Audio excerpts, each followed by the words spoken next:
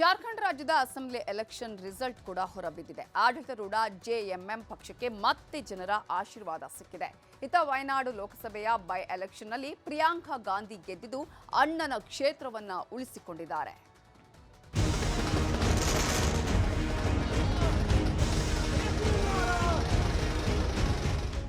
ಕುತೂಹಲ ಮೂಡಿಸಿದ್ದ ಜಾರ್ಖಂಡ್ ವಿಧಾನಸಭೆಯ ಚುನಾವಣೆಯ ಫಲಿತಾಂಶ ಹೊರಬಿದ್ದಿದೆ. ಸಿಎಂ ಹೇಮಂತ್ ಸೊರೇನ್ ನೇತೃತ್ವದ ಜಾರ್ಖಂಡ್ ಮುಕ್ತಿ ಮೋರ್ಚಾ ಪಕ್ಷಕ್ಕೆ ಜನ ಮತ್ತೆ ಆಶೀರ್ವಾದ ಮಾಡಿದ್ದಾರೆ.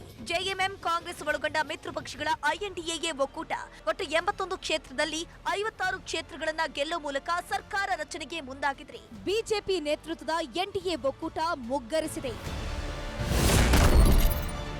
ಜೆಎಂಎಂ ಪಕ್ಷ 34 ಕ್ಷೇತ್ರಗಳಲ್ಲಿ ಗೆದ್ದಿದ್ರೆ, ಕಾಂಗ್ರೆಸ್ 16 ಕಡೆ ಜಯ ಸಾಧಿಸಿದೆ. ಹಾಗೆಯೇ ಆರ್ಜೆಡಿ 4, ಸಿಪಿಐ 2 ಕ್ಷೇತ್ರಗಳನ್ನ ಗೆಲ್ಲುವ ಮೂಲಕ ಐಎನ್ಡಿಎ ಒಕ್ಕೂಟ ಒಟ್ಟು 56 ಕ್ಷೇತ್ರಗಳಲ್ಲಿ ಗೆಲುವು ಸಾಧಿಸಿದೆ.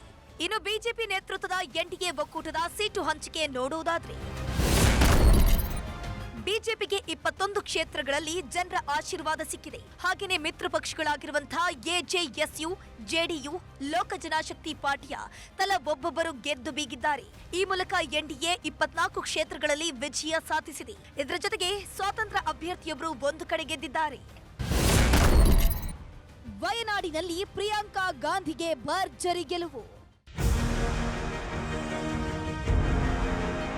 ಲೋಕಸಭಾ ಚುನಾವಣೆಯಲ್ಲಿ 2 ಕಡೆ ಗೆದ್ದಿದ್ದ ರಾಹುಲ್ ಗಾಂಧಿ ಅವರು ರಾಯ್ಬರೇಲಿ ಉಳಿಸಿಕೊಂಡು ವಯನಾಡು ಕ್ಷೇತ್ರಕ್ಕೆ ರಾಜೀನಾಮೆ ನೀಡಿದ್ರು. ಅಣ್ಣನಿಂದ ತೆರವಾದ ವಯನಾಡು ಕ್ಷೇತ್ರದಿಂದ ಅಗ್ನಿ ಪರೀಕ್ಷೆಗೆ ಇಳಿದಿದ್ದ ಸಹೋದರಿ ಪ್ರಿಯಾಂಕಾ ವಾದ್ರಾರನ್ನ ಗೆಲ್ಲಿಸಿಕೊಂಡು ಬರುವಲ್ಲಿ ರಾಹುಲ್ ಗಾಂಧಿ ಸಕ್ಸಸ್ ಆಗಿದ್ದು, ಪ್ರಿಯಾಂಕಾ ಗಾಂಧಿ 4 ಲಕ್ಷಕ್ಕೂ ಅಧಿಕ ಮತಗಳ ಅಂತರದಿಂದ ಭರ್ಜರಿ ಗೆಲುವು ಸಾಧಿಸಿದ್ದಾರೆ.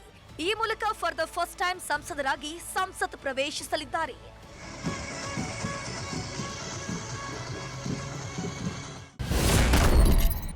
ಕಾಂಗ್ರೆಸ್ ಅಭ್ಯರ್ಥಿ ಪ್ರಿಯಾಂಕಾ ಗಾಂಧಿ ವಾದ್ರಾ 6,22,338 ಮತಗಳನ್ನು ಪಡೆದಿದ್ರೆ, ಬಿಜೆಪಿಯ ನವ್ಯ ಹರಿದಾಸ್ 1,09,939 ಮತಗಳನ್ನಷ್ಟೇ ಪಡೆದಿದ್ದಾರೆ.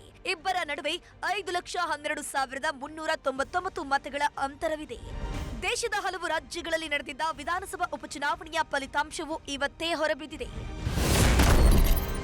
ಅಸ್ಸಾಂನಲ್ಲಿ 4 ವಿಧಾನಸಭಾ ಕ್ಷೇತ್ರಗಳಲ್ಲಿ ಬಿಜೆಪಿ 2 ಕಡೆ, ಇತರೆ ಪಕ್ಷದ ಅಭ್ಯರ್ಥಿಗಳು 2 ಕಡೆ ಗೆದ್ದಿದ್ದಾರೆ. ಪಂಜಾಬ್ನಲ್ಲಿ ನಡೆದ ಚುನಾವಣೆಯಲ್ಲಿ 4 ವಿಧಾನಸಭಾ ಕ್ಷೇತ್ರಗಳಲ್ಲಿ ಎಎಪಿ 3, ಕಾಂಗ್ರೆಸ್ 1 ಕಡೆ ಜಯ ಸಾಧಿಸಿದೆ. ಉಳಿದಂತೆ ಮಹಾರಾಷ್ಟ್ರದ 2 ಕಡೆ ಬಿಜೆಪಿ, ಛತ್ತೀಸ್ಗಢ, ಉತ್ತರಾಖಂಡ್ ರಾಜ್ಯಗಳಲ್ಲಿ ತಲಾ 1 ಕ್ಷೇತ್ರಗಳಿಗೆ ನಡೆದ ಉಪಚುನಾವಣೆಯಲ್ಲಿ ಬಿಜೆಪಿ ಎಲ್ಲ ಸ್ಥಾನಗಳನ್ನು ಗೆದ್ದುಕೊಂಡಿದೆ. Bureau report, news 18. ಈ ಎಲ್ಲ ಸುದ್ದಿಯೊಂದಿಗೆ ಇವತ್ತಿನ ಸೂಪರ್ ಪ್ರೈಮ್ 9 ಅನ್ನು ಮುಗಿಸ್ತಾ ಇದ್ದೀವಿ. ನೋಡ್ತಾ ಇರಿ ನ್ಯೂಸ್ 18 ಕನ್ನಡ. ಜಾಲ ನಮ್ಮದು, ಬಲ ನಿಮ್ಮದು.